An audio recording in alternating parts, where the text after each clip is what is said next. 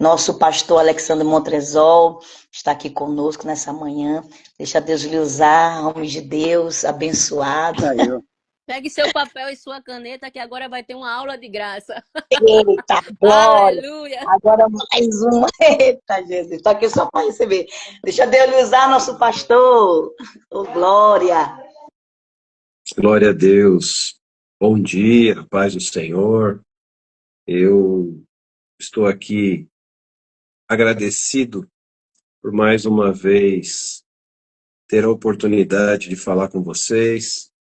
Já fazia um tempinho que eu não participava, mas quero só compartilhar algo que me saltou aos olhos hoje e que certamente serve para nós reavaliarmos a nossa caminhada, porque existem momentos, pastora Ilana, bispa Débora, pastora Dilson Marques e os demais irmãos que estão nos ouvindo, existem momentos em que nós precisamos reavaliar a nossa caminhada.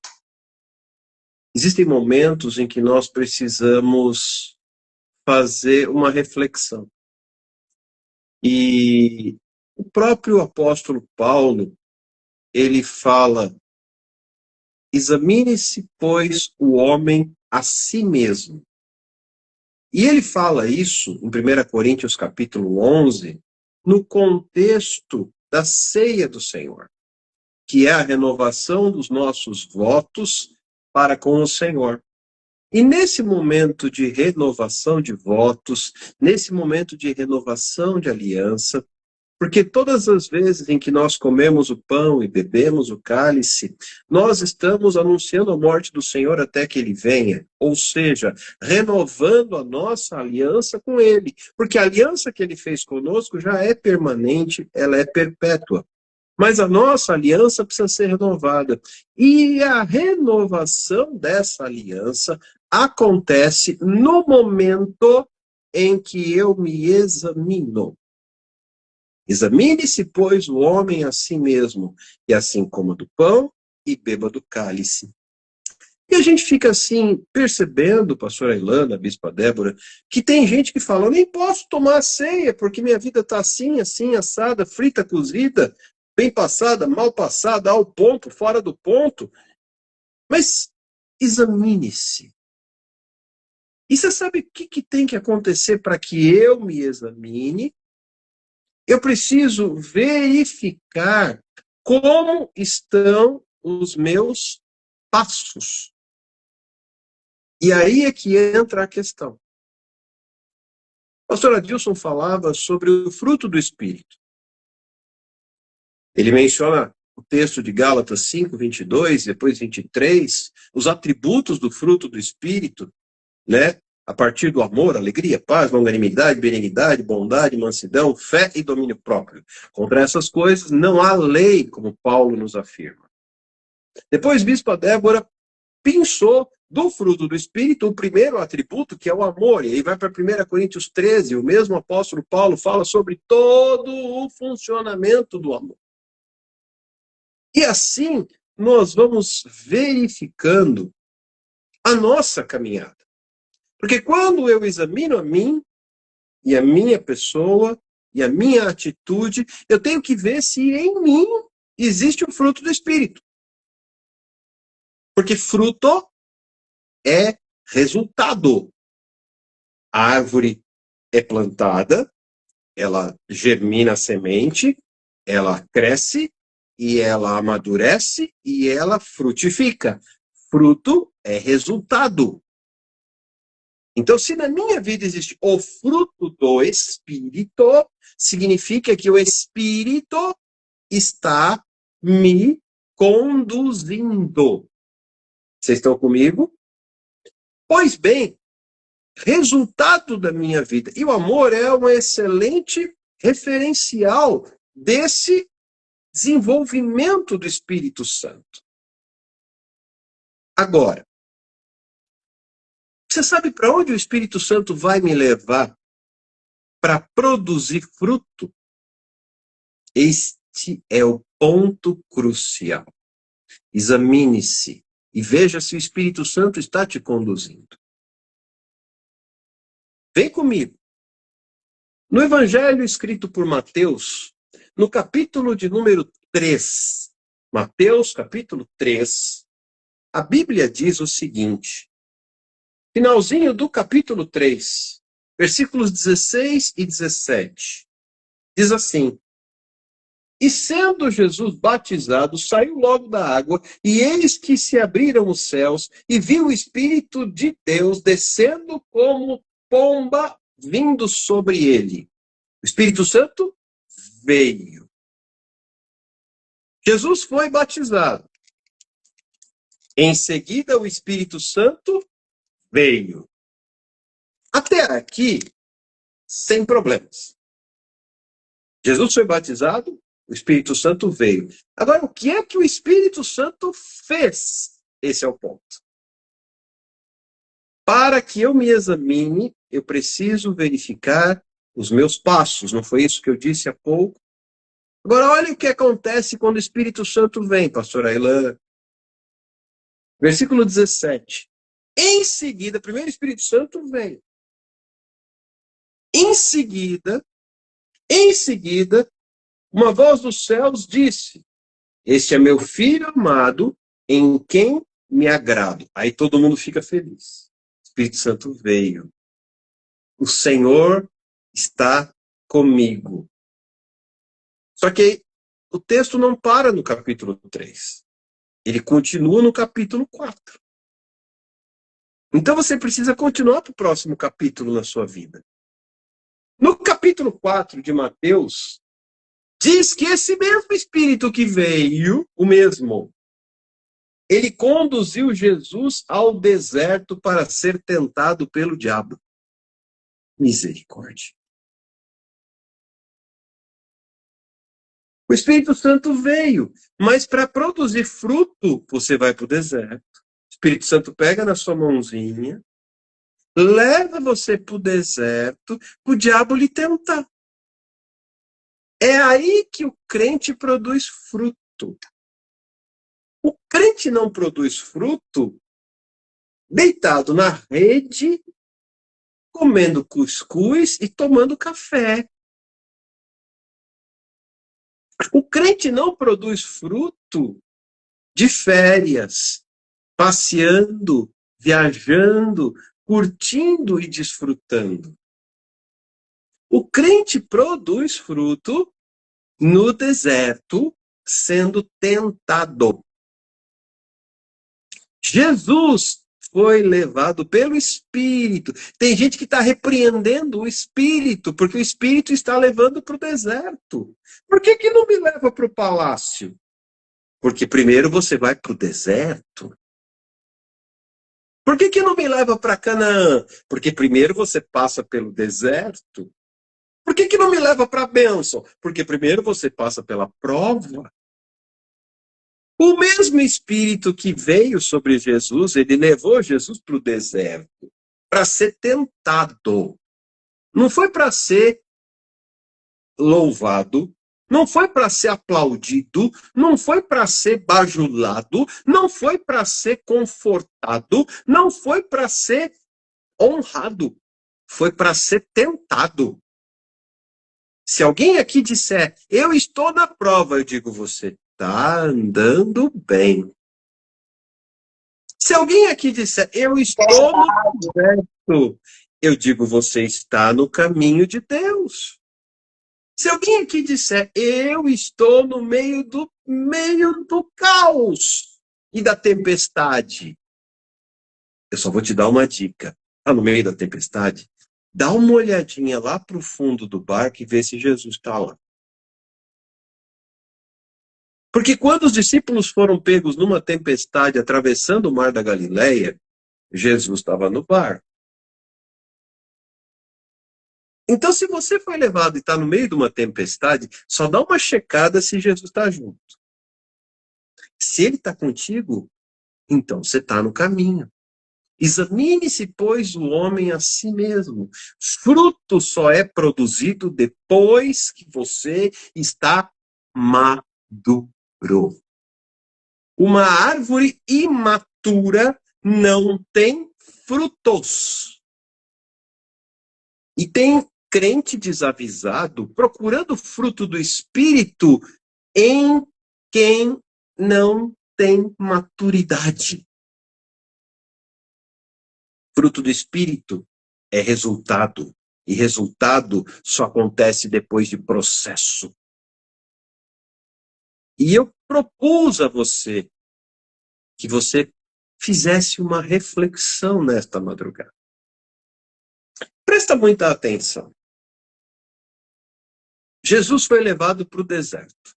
E Satanás esperou 40 dias, 40 noites, até que Jesus tivesse fome. Satanás não veio quando Jesus estava de barriga cheia. Satanás nunca se manifesta quando você está na boa. Ele se manifesta quando você está na pior.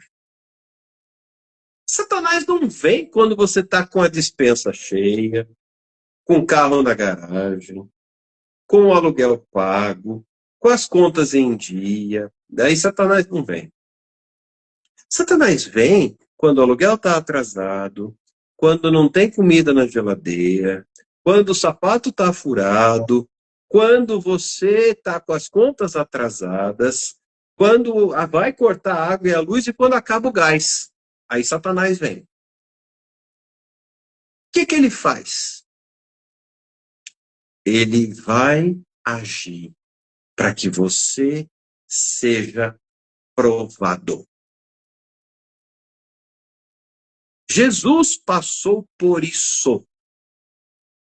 Mas Satanás não veio no comecinho, não.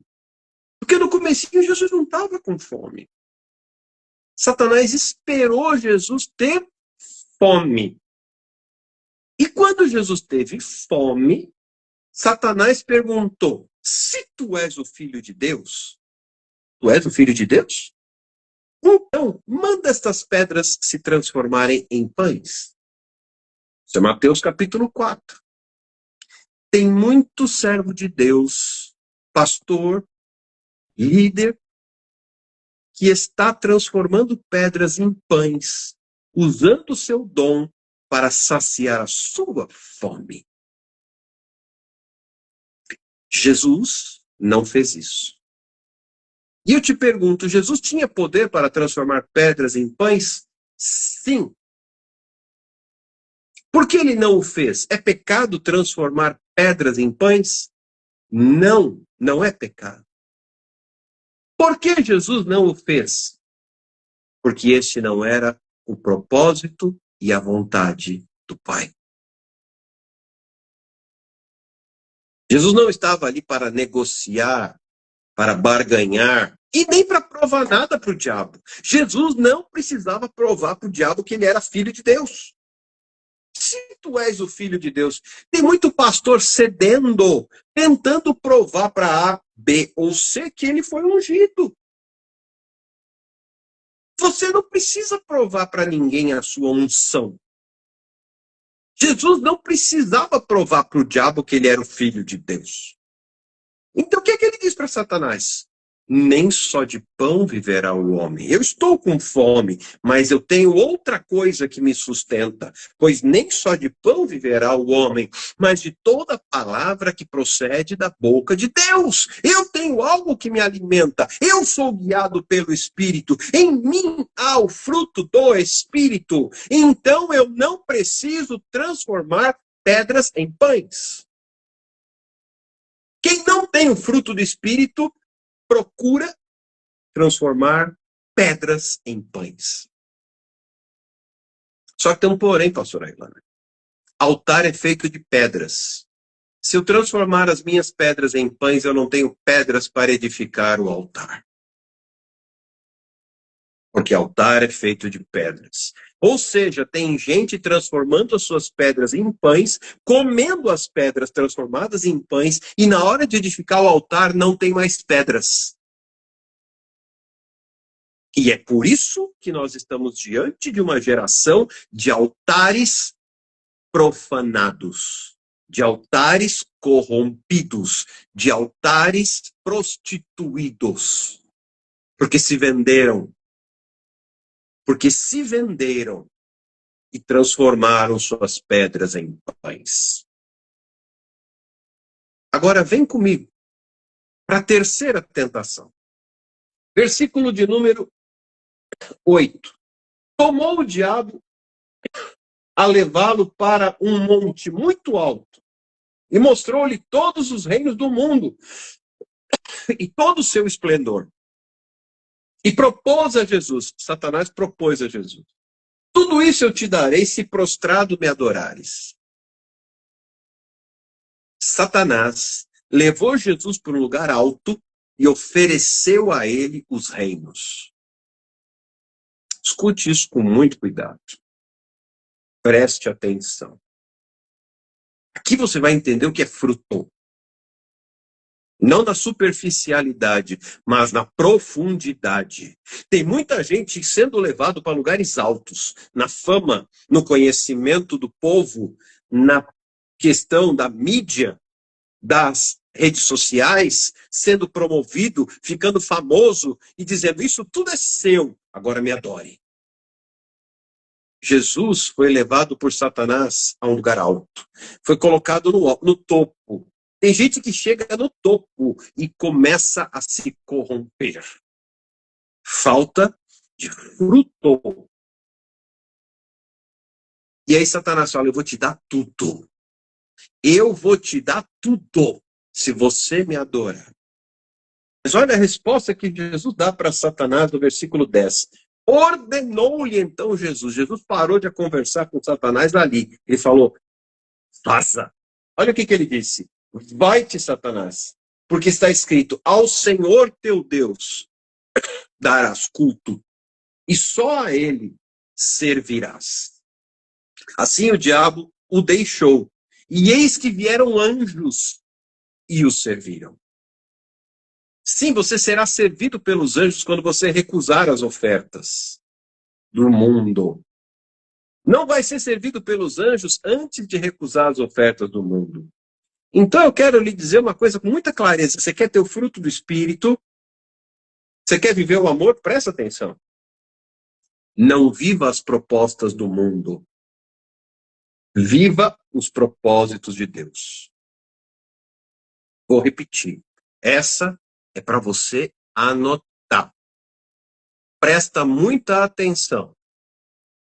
Pode anotar, pastora Soraya. Essa é para você anotar. Não viva as propostas do mundo. Viva os propósitos de Deus. Examine-se, pois, o homem a si mesmo. Tem muita gente que fala: eu vou para a ceia, então deixa eu ver se eu tenho aqui pecado. É mais do que isso. É verificar se você tem caminhado segundo as propostas do mundo ou segundo os propósitos de Deus. Presta muita atenção. Tem muito crente cedendo às propostas do mundo. E o mundo é cheio de propostas. Você está solteiro, está separado, está divorciado. Tem proposta de relacionamento. Não viva as propostas do mundo. Verifique o propósito de Deus para a sua vida antes de pensar em relacionamento. Não viva as propostas do mundo. Viva os propósitos de Deus. Aí tem fruto do Espírito. Se tiver proposta do mundo, não tem fruto do Espírito. E qual é o remédio, então, que eu preciso tomar? O remédio é o Salmo 139. Sonda-me, ó Deus. Conhece o meu interior. Prova-me nos meus pensamentos. Vê se há em mim algum caminho mau. E guia-me pelo caminho eterno. Salmo 139. Peça para Deus te sondar. Porque ele conhece. Ele mesmo fala, o salmista, ele escreve assim. A palavra não chegou na minha boca. E o Senhor já conhece. Peça para o Senhor te sondar. Vê se há em mim algum caminho mau. Guia-me pelo caminho eterno. Aí você vai entender sobre caminho estudando Isaías 55. Porque Isaías 55 diz que os meus caminhos são mais altos que os seus caminhos. O meu propósito é mais alto que o seu propósito. Você pode olhar, Isaías capítulo 55. Você vai verificar o Senhor chamando a atenção através das Escrituras com muita clareza. E eu ministrei sobre isso anteontem. Dá uma olhadinha depois no versículo 8. Os meus pensamentos não são os teus pensamentos, e os meus caminhos não são os seus caminhos, afirma o Senhor. Eu vou até ler para você para facilitar a sua compreensão. Presta atenção nessa palavra. Isaías 55, de 8 a 11. Escuta com cuidado, pastora Jéssica, boa noite. Afinal, os meus pensamentos não são os seus pensamentos. E os meus caminhos não são os seus caminhos, diz o Senhor. Assim como os céus são mais altos do que a terra, também os meus caminhos são mais altos do que os vossos caminhos, e os meus pensamentos são mais altos que os vossos pensamentos. Como a chuva e a neve não descem dos céus e não retornam para eles, sem antes regarem a terra e fazerem-na brotar e florescer, olha o fruto, brotar e florescer, a fim de que ela produza sementes para o semeador e pão para os que dele se alimentam.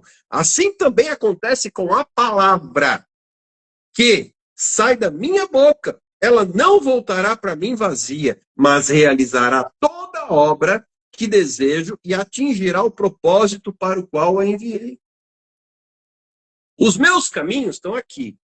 Os caminhos do Senhor estão aqui. Os meus pensamentos estão aqui embaixo. Os pensamentos do Senhor estão aqui em cima. Assim como o céu está distante da terra. Assim os pensamentos e os caminhos do Senhor são mais altos do que os meus. Por isso eu preciso ser sondado. Para que ele veja os meus caminhos. E me guie pelo caminho dele. O único problema, e muita gente não quer isso, é que o caminho dele é o Espírito Santo me pegar e levar para o deserto. Como foi com Jesus. Ele pega e leva para o deserto. Você está pronto para ser pegado e levado para o deserto? Porque é no deserto que você produz fruto. É no deserto que você vai desenvolver o fruto do Espírito.